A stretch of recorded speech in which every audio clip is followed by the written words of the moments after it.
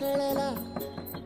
तळमळलीस तू करपुनी हिरवा पदर तुझा जळला छळ केला पिढी जात तुझा ग उखडून भंगराई अपराध किती झाले पण आता शरण तुला आई